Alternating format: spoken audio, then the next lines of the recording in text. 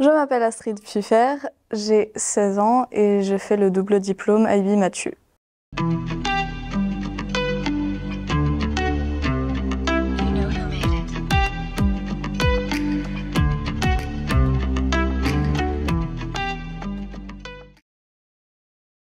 Alors la maturité m'a apporté de la rigueur, de la discipline, de l'appris par cœur, donc toutes des choses qui vont certainement m'être utiles plus tard. Après, la manière d'apprendre est très par cœur, juste répéter ce qu'on connaît, tout ça. Et il y a moins de réflexion. Et puis c'est un petit peu pour ça que j'ai décidé de faire l'IB, pour avoir cet autre côté, par exemple dans le TOK, où on réfléchit plus, on apprend comment faire au lieu de juste apprendre quoi dire. Et puis vraiment un mix entre les deux, pour moi, était un peu nécessaire pour plus tard. Donc le IB, je l'ai fait en 3 langues, donc déjà le français, ensuite en anglais pour TOK et pour le CAS, et puis ensuite en allemand pour l'histoire. L'histoire était un petit peu différente entre IB et Mathieu, parce que en IB, on a un examen écrit, alors qu'à la maturité, on a un examen oral. Donc c'est pas les mêmes compétences qui sont jugées.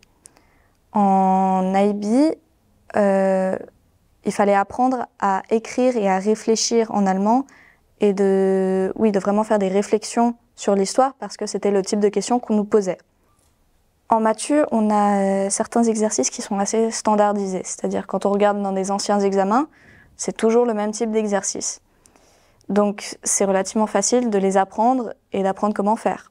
Après, en IB, c'est plus du problem solving, donc c'est un peu plus les questions sont formulées à chaque fois différemment, et le but est de réfléchir, de trouver la question. Et c'était ça qui m'a marqué le plus entre IB et Mathieu, c'était surtout les maths, où en IB, il s'agissait de réfléchir et pas juste appliquer.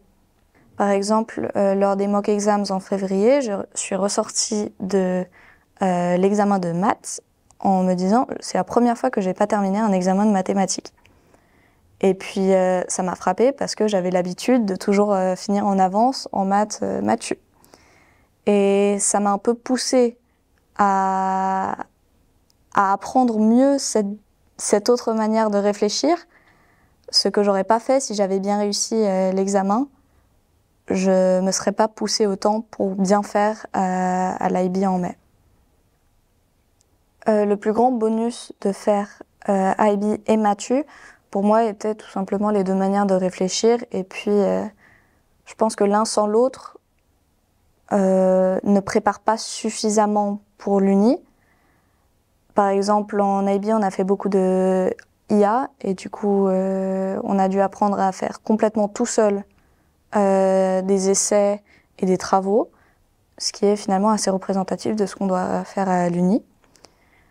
Et puis, après, la Mathieu amène aussi cette rigueur, tout ce qui est très carré, ce qui est aussi très nécessaire à l'Uni. Donc, pour moi, c'était une très bonne préparation.